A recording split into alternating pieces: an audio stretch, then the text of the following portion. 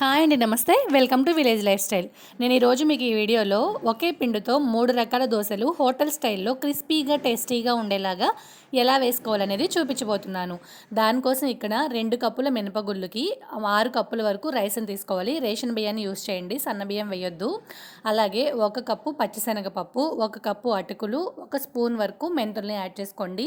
అటుకులు మీరు రుబ్బుకునే 10 నిమిషాల ముందైనా నానబెట్టుకోవచ్చు, లేదంటే ఇలా పప్పుతో పాటు కూడా నానబెట్టేసుకోవచ్చు. ఇలా 6 అవర్స్ పాటు నానబెట్టుకోండి. చూడండి, 6 అవర్స్ తర్వాత చూపిస్తున్నాను. అటుకులు, పప్పు, బియ్యం అన్నీ చక్కగా నానిపోయి ఉంటాయి. ఇప్పుడు ఒక మిక్సీ జార్ తీసుకొని దానిలోకి కొంచెం కొంచెంగా యాడ్ చేసుకుంటూ 3-4 ఐస్ క్యూబ్స్ వేసి కూల్ వాటర్ వేసుకొని గ్రైండ్ చేసుకోండి. సమ్మర్ కాబట్టి హీట్ ఎక్కువగా ఉంటుంది కదా, కూల్ వాటర్తో గ్రైండ్ చేసుకోవడం వల్ల పిండి అనేది సాఫ్ట్గా ఉంటుంది, దోశలు మెత్తగా వస్తాయన్నమాట. చూసారు కదా, మిక్సీ జార్ అంతా ఫిల్ చేసుకోకుండా ఇలా సగం వరకు వేసుకొని ఐస్ క్యూబ్స్ వేసి వాటర్ వేసుకొని కొంచెం కొంచెం వాటర్ వేసుకుంటూ నేను చూపించే కన్సిస్టెన్సీలో రుబ్బుకోండి. మరీ ఎక్కువ థిక్గా ఉండకూడదు, అలానే ఎక్కువ పలుచగా కూడా ఉండకూడదు. నేను ఎలా అయితే చూపిస్తున్నానో ఆ కన్సిస్టెన్సీలో పిండిని అయితే గ్రైండ్ చేసుకోవాలి. అప్పుడే దోశ అనేది పర్ఫెక్ట్గా వస్తుందన్నమాట. చూడండి, నేను చూపిస్తున్నాను కదా, ఇక్కడ ఈ కన్సిస్టెన్సీ ఉంటే సరిపోతుంది. ఒకవేళ మీకు మరీ తిక్కుగా ఉన్నట్టయితే కొంచెం వాటర్ని యాడ్ చేసుకోండి. మరీ పలచగా ఉన్నట్టయితే ఏమీ చేయలేము. అప్పుడు వరిపిండిని కొంచెం వేసుకోవచ్చు, కానీ దోశ అయితే అంత టేస్టీగా ఉండదు. ఇలా మొత్తం అంతా పిండిని బ్యాచెస్ వైజ్గా గ్రైండ్ చేసేసుకొని మూత పెట్టేసి ఓవర్ నైట్ ఫర్మెంట్ అవనివ్వండి. నెక్స్ట్ డే మార్నింగ్ మూత తీసి చూపిస్తున్నాను చూడండి, చక్కగా ఫర్మెంట్ అయింది. పైన ఒక లేయర్ లాగా ఫామ్ అవుతుంది, అంటే మనకి చక్కగా పిండి అనేది ఫర్మెంట్ అయిందని అర్థం. ఇప్పుడు దీనిలోకి సరిపడంత సాల్ట్ని వేసుకొని ఒకసారి బాగా మిక్స్ చేసుకోండి.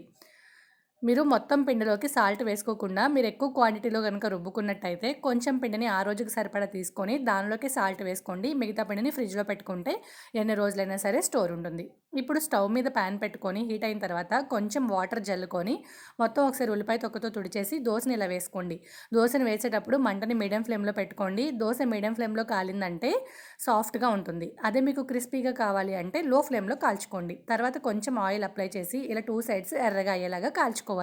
నేను ఫస్ట్ మీకు ప్లెయిన్ దోశ చూపిస్తున్నానండి. చూశారు కదా ఎంత బాగా కలర్ వచ్చిందో. అటుకులు వేయడం వల్ల మనకి దోశ అనేది చక్కగా కలర్ వస్తుందన్నమాట. ఇప్పుడు దీన్ని 2 సైడ్స్ బాగా కాలిన తర్వాత సర్వింగ్ ప్లేట్లోకి తీసేసుకోండి. నెక్స్ట్ మనం ఎగ్ దోశ వేసుకుందాము. ఇప్పుడు దీనిలోకి పాన్ శుభ్రంగా తుడిచేసుకున్న తర్వాత దోశని వేసుకోండి. చూసారు కదా, దోశ అనేది ఇలా పల్చగా వేసుకోవాలి, మరీ తిక్కుగా వేసుకోవద్దండి, అప్పుడు సరిగా కాలదు. ఇప్పుడు దీనిలోకి ఒక ఎగ్ని పగలగొట్టుకొని యాడ్ చేసుకోండి. ఎగ్ని మీరు బీట్ చేసుకొని కూడా వేసుకోవచ్చు. ఎగ్ని ఇలా వేసిన తర్వాత ఫోర్క్తో మొత్తం ఎగ్ దోశ అంతా స్ప్రెడ్ అయ్యేలాగా స్ప్రెడ్ చేసుకోండి. చూసారు కదా, నేను వీడియోలో చూపిస్తున్నట్టుగా ఇలా ఫోర్క్ తీసుకొని స్ప్రెడ్ చేసుకోండి. దీనిలోకి కొద్దిగా కారం పొడిని, కొద్దిగా సాల్ట్ని జల్లుకోండి. ఇది కూరలో వేసే కారమేనండి, కూర కారం వేసుకుంటే సరిపోతుంది, చాలా టేస్టీగా ఉంటుంది. అలాగే 1 స్పూన్ వరకు ఆయిల్ని అప్లై చేయండి పైన. ఆయిల్ కూడా జస్ట్ అలా స్ప్రింకిల్ చేసిన తర్వాత మీడియం ఫ్లేమ్లోనే ఉంచి ఎర్రగా అయ్యే వరకు కాల్చుకోవాలి. రెండో వైపుకి టర్న్ చేయాల్సిన అవసరం ఏమీ లేదండి. మీకు ఒకవేళ డౌట్ ఉంది అనిపిస్తే రెండో వైపు టర్న్ చేసి కాల్చుకోవచ్చు. ఆల్రెడీ పైన అంతా డ్రైగా అయిపోయాయి కాబట్టి నేను టర్న్ చేసి చూపిస్తున్నాను చూడండి. ప్యాన్కి అసలు అతుక్కోదనమాట. ఎగ్ దోశ అయితే చాలా టేస్టీగా ఉంటుందండి. మనం బయట బండి మీద తినే ఎగ్ దోశలానే ఉంటుంది. చూసారు కదా, చాలా బాగుంటుంది, డెఫినెట్గా ట్రై చేయండి. నెక్స్ట్ మనం ఆనియన్ దోశని వేసుకుందాము. మళ్ళీ వాటర్ స్ప్రింకిల్ చేసుకొని శుభ్రంగా తుడిచేసిన తర్వాత దోశని ఇలా వేసుకోండి. కొంచెం తడి ఆరిన తర్వాత ఉల్లిపాయ, పచ్చిమిర్చిని చాలా సన్నగా చాప్ చేసుకొని యాడ్ చేసుకోవాలి. అలాగే కొద్దిగా జీలకర్ర కూడా వేసుకోండి. నేను దీనిలో వేయడం మర్చిపోయాను, మీరు కావాలి అంటే జీలకర్ర, కరివేపాకు కూడా వేసుకోవచ్చు. కొంచెం ఆయిల్ని స్ప్రింకిల్ చేసి ఇలా లిడ్ పెట్టి క్లోజ్ చేసేయండి. లిడ్ పెట్టడం వల్ల ఉల్లిపాయ, పచ్చిమిర్చి అనేది చక్కగా కుక్ అవుతాయండి, లేదంటే పచ్చి పచ్చిగా ఉంటాయి.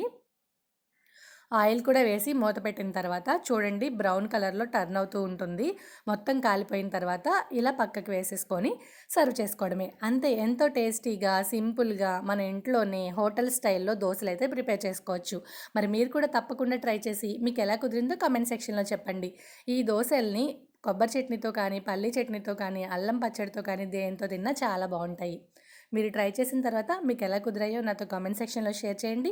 అలాగే ఈ వీడియో కనుక మీకు నచ్చినట్టయితే లైక్ చేసి మరిన్ని ఇంట్రెస్టింగ్ రెసిపీస్ కోసం మన ఛానల్ని సబ్స్క్రైబ్ చేయండి. Thanks for watching.